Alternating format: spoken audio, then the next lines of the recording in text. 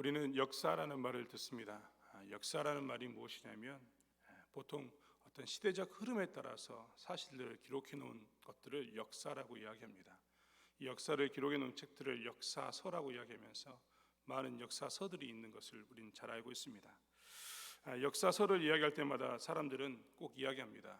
역사에는 정사와 야사가 있다라고 말입니다. 정사는 무엇인가? 사실 역사라는 것이 이긴 자들의 기록이다라고 이야기하면서 이긴 자들의 입장에서 기록해 놓은 것이 대부분의 역사서이고, 남아있는 역사서는 대부분 정사라고 이야기하는 역사서는 그 이긴 자들의 기록이다라고 이야기합니다. 그리고 정사의 반대면에 야사라고 이야기하면서 사람들의 입으로 전해오는 이야기들이 또한 있다라고 이야기합니다. 그러면서 정사와 야사를 이야기하면서 승자들의 이야기인가, 혹은 이긴 자들이 적어놓은 기록인가, 혹은 개인의 기록, 즉 몰래 사실이지만 직접 이야기할 수 없으니, 승자들 앞에서 이야기할 수 없으니 남긴 기록인가를 따집니다. 그러면서 정사가 옳은가 야사가 옳은가에 대해서 많은 이야기를 합니다. 예를 들면 우리나라에는 삼국사기와 삼국유사가 있는데요, 삼국사기는 1145년에 김부식이라는 사람이 지었습니다. 삼국사기는 국가가 편찬한 기록이라고 이야기해서 사람들은 이것이 정사일 거다라고 표현합니다. 그리고 그것과 함께 동일한 시기를 기록한 책이 하나 있는데 그것은 삼국유사입니다. 이것은 삼국사기가 나왔던 1145년보다 150년 후에 당시에 일연이라는 스님이 기록한 책입니다. 우리가 잘 알고 있는 처형에 관한 이야기가 이 책에 들어 있습니다. 사람들은 이 개개인들이 뒤로 흘러왔던 이 이야기, 삼국유사가 야사일 거다라고 이야기합니다. 그리고 삼국사기와 삼국유사는 정사와 야사를 보여주는 것처럼 사람의 관점의 차이를 보여주는 것이라고 이야기합니다. 이럴 때마다 사람들에게 있어서는 그럼 진실이 무엇인가에 대해서 고민하게 됩니다. 그래서 이 역사학자들은 이 진실에 대해서 고증하게 됩니다. 고증이라는 것이 무엇이냐면 그 시대적 상황과 환경, 그리고 기록물들을 전체적으로 펴놓고 난 후에 어느 것이 사실인가를 다시 한번 찾아가는 것을 고증 혹은 고찰이라고 이야기합니다. 그래서 역사학자들이 늘 하는 것은 역사적 리서치라고 이야기하는 고증을 반드시 합니다. 그리고 어느 것이 사실인가에 대해서 이야기합니다. 진실을 구분하기 위해서입니다.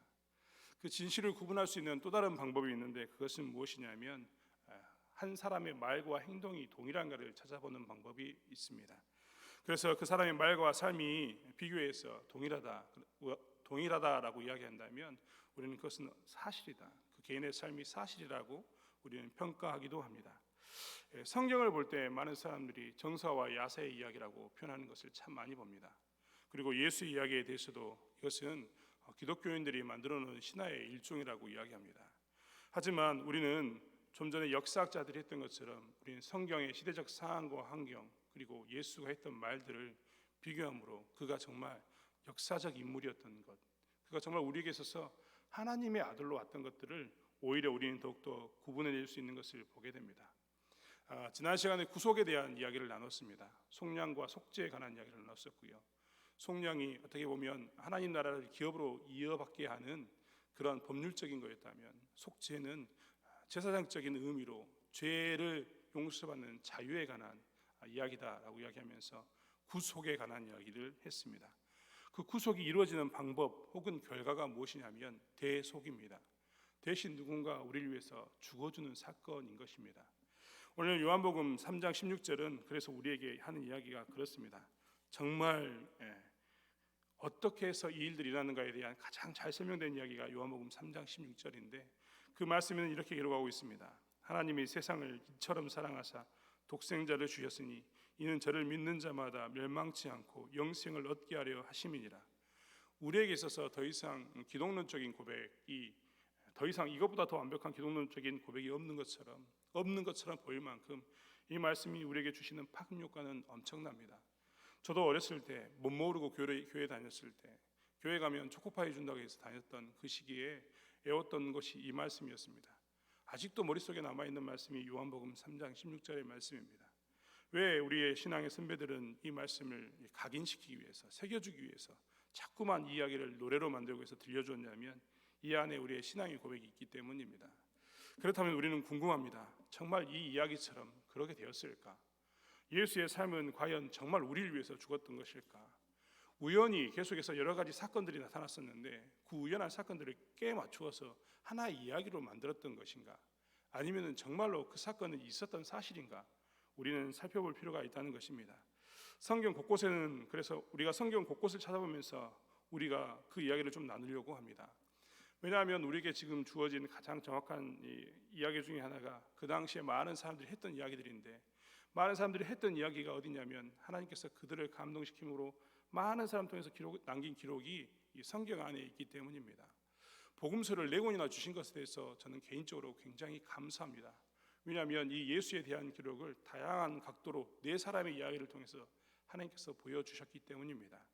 오늘 저희는 누가복음 22장 66절로 71절의 말씀을 읽었습니다. 거기에 읽어보면 대제사장들과 서기관들이 예수님을 공회로 불러들여서 그에게 묻습니다. 뭐라고 묻냐면 내가 그리스도이거든 우리에게 말하라고 이야기합니다. 우리가 지난 시간에도 들었던 것처럼 그리스도란 말이 무엇이었습니까? 기름 부은 자, 메시아, 즉 구원을 줄 자를 이야기합니다. 네가 그리스도였냐라고, 그리스도이냐라고 묻는 그 말에 대해서 예수님은 계속해서 대답합니다. 내가 그리스도이다라고 말입니다. 그리고 심지어는 내가 말할지라도 너희가 믿지 않겠지만 나는 그리스도가 맞다라고 분명히 그는 이야기합니다. 그는 철저하게 그 그리스도라는 말을 지키고 삽니다. 사람의 삶과 행동을 비교해야 된다고 이야기했는데 예수님께서는 자신의 말이 내가 그리스도라고 고백했던 것처럼 그들의 삶도 그리스도로서의 그 대가를 치렀음을 우리는 잘 알고 있습니다. 즉 오늘 본문에서 보았던 것처럼 예수님께서는 자기가 그리스도라고 고백하시고 메시아로서의 그 죽음을 기꺼이 담당했다는 것입니다. 우리가 보기에는 그냥 한 사람이 십자가에 못 박혀 죽었다라고 생각하지만 예수님께서는 오늘 본문의 고백처럼 당신이 하나님의 아들인 것을 고백하시고 그리스도인 것을 고백하시고 하나님의 아들로서 죽임을 당하신 것입니다. 이 이야기에 대해서 많은 또한 기록이 있습니다. 그 중에 하나가 대제사장 가이사의 고백입니다. 요한복음 11장 50절로 52절에 보면 대제사장 가이사와 그 밖에 많은 서기관들이 모여서 서로 예수를 어떻게 죽일까 하는 이야기가 나옵니다. 그것에 대해서 요한복음 11장 50절과 52절의 말씀은 이렇게 기록해 두었습니다. 한 사람이 백성을 위하여 죽어서 온 민족이 망하지 않게 되는 것이 너희에게 유익한 줄을 생각지 아니하도다 하였으니, 이 말은 무엇이냐면 요한복음 11장 50절의 말씀은 대제사장 가이사가 했던 고백입니다. 그가 스스로 뭐라고 고백하냐면 한 사람이 백성을 위하여 죽어서 온 민족이 망하지 않게 되는 것이 너희에게 유익한 줄을 생각지 아니하는도다 하였으니라는 말을 하게 됩니다.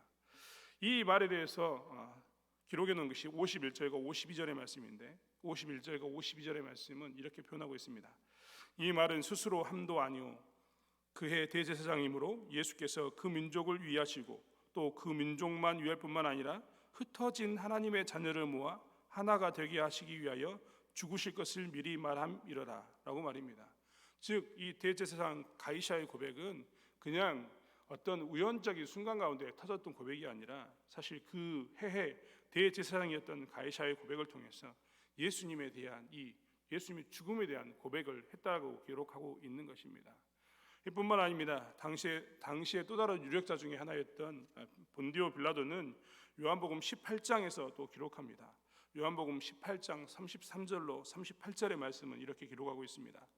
이에 빌라도가 다시 관정에 들어가 예수를 불러 가로되 내가 유대인의 왕이냐? 예수께서 대답하시되 이는 내가 스스로 하는 말이뇨 다른 사람들이 나를 대하여 내게 한 말이뇨?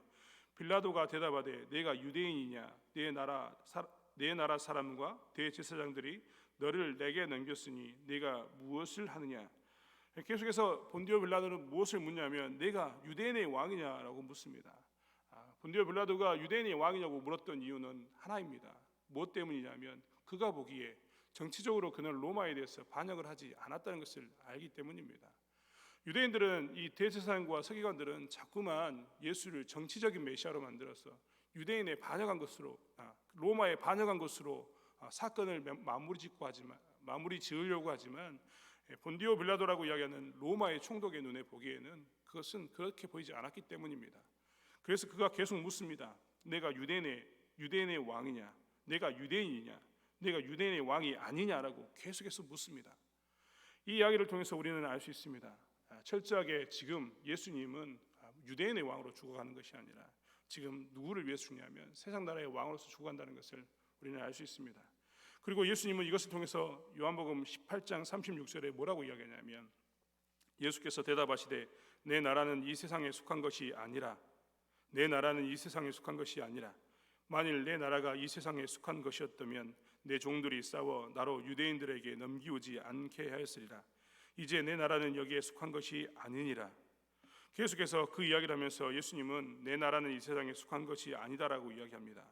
그리고 내 나라가 이 세상에 속한 것이 아님에 대해서 선포하면서 하나님 나라를 주시기 위해서 이 땅에 오셨음을 계속해서 말씀하고 계십니다. 요한복음 18장 38절의 마지막에 빌라도는 결국 이렇게 고백합니다. 빌라도가 가로되 진리가 무엇이냐 하더라. 이 말을 하고 다시 유대인들에게 나가서 이르되 나는 그에게서 아무 죄도 찾지 못하노라 라고 말입니다. 결국 본디오 빌라도는 아무 죄를 찾지 못한 가운데 있었고 예수님은 십자가에 못 박혀 죽으셨는데 그것은 하나님의 나라를 우리에게 주시기 위해서, 즉 속량하시기 위해서 죽으셨음을 고백하는 구절이 여기 있습니다. 이렇게 말씀은 하나씩 기록하고 있는 것이 무엇이냐면 예수의 말과 삶이 일치하는 것을 이야기하고 있습니다. 단순히 예수의 말과 삶이 일치했던 것만을 이야기하는 것은 아닙니다. 그의 말과 삶은 사실 성경에 이미 기록된 대로 되어 있었던 것을 보게 됩니다. 어떻게 기록되어 있습니까? 신명기 21장 23절의 말씀은 그 시체를 나무 위에 밤새도록 두지 말고 당일에 장사하여 네 하나님 여호와께서 내게 기업으로 주시는 땅을 더럽히지 말라. 나무에 달린 자는 하나님께 저주를 받았음이니라. 예수님께서는 이 본디오 빌라도와 그 다음에 당시에 로마의 상황까지 이용하시면서 십자가에 못 박혀 죽으셨습니다.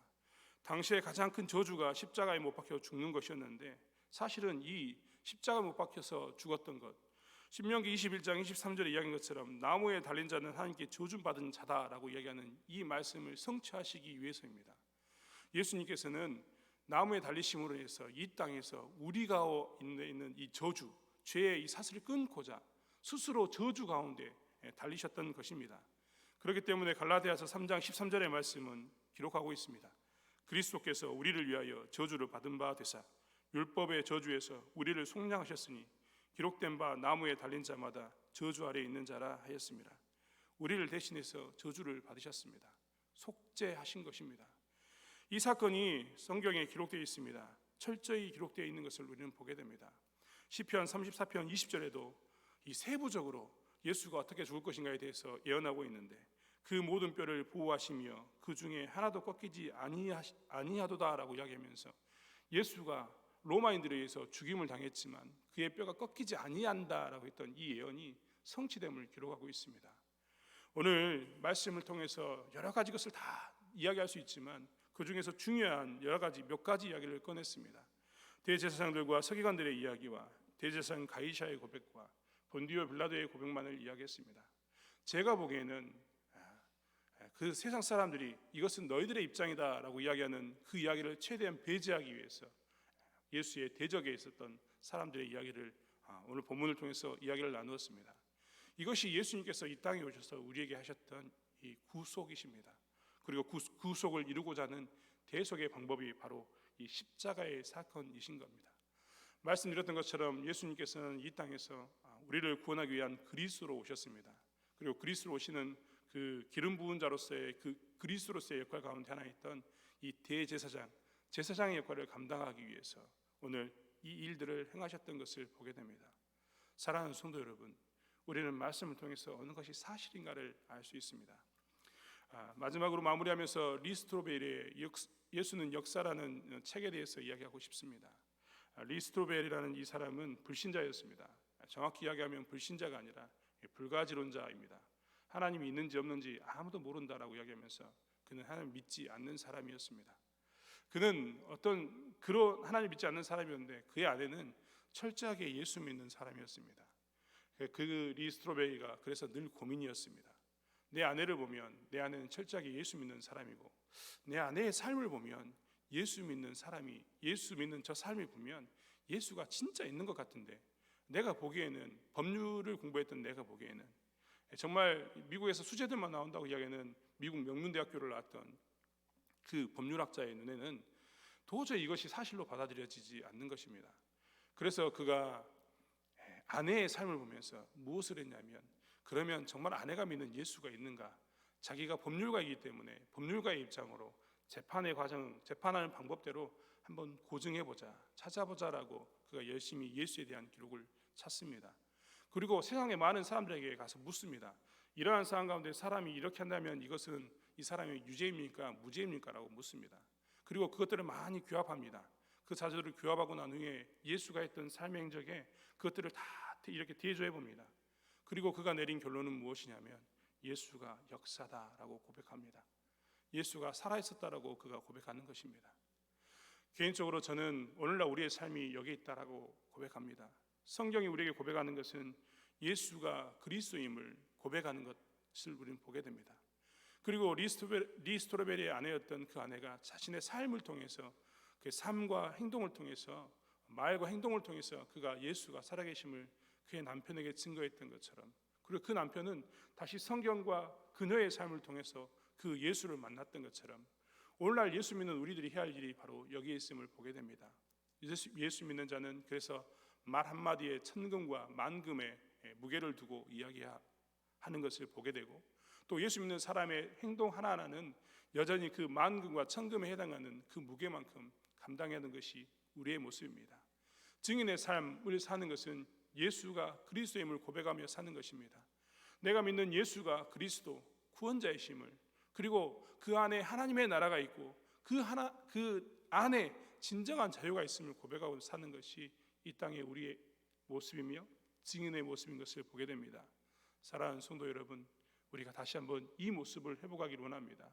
우리의 말과 우리의 행동에 진실함을 담아서, 혹여 그것이 우리의 생명을 취하고 우리가 큰 손해를 볼지라도 말과 행동의 진실함을 담아서 우리가 예수를 증거하는 통로가 되기를 원합니다. 우리를 통해서 그들이 말씀을 찾아보게 하고 우리를 통해서 그들이 예수를 보게 하는 그 은혜 가운데 사는 오늘의 삶을 사는 저와 여러분이 되길 원합니다. 기도하겠습니다. 하나님, 부족한 저희들의 모습, 그 모습을 알면서 사랑해 주시니 감사합니다. 이게 웬 은혜입니까? 날 위해서 십자가에 못 박혀 죽으셨다는 이것이 웬 은혜입니까? 감당할 수 없는 은혜, 그 큰 사랑이 있음을 고백합니다. 1000번이고 100번이고 고백하고 또 고백하도 믿겨지지 않는 사실로 다가오는 이 십자가의 은혜가 우리 가운데 있음을 보게 됩니다. 하나님, 이 은혜를 누린 자로서 우리가 예수의 통로가 되게 도와주시고 예수의 통로로서 하나님을 잘 증거할 수 있는 말과 삶을 살 수 있도록 저희를 붙잡아 주시고 인도하여 주시옵소서. 그래서 증인의 삶을 통하여서 예수님을 증거하고 예수가 그리스도이십니다라고 고백하는 삶을 살 수 있도록 역사하시며, 많은 사람들이 우리의 삶을 통해서, 이 교회를 통해서 예수가 그리스도임을 고백할 수 있는 통로가 될 수 있도록 저를 사용하여 주시옵소서. 함께 하실 줄 믿습니다. 감사드리며 예수님의 이름으로 기도드렸습니다. 아멘.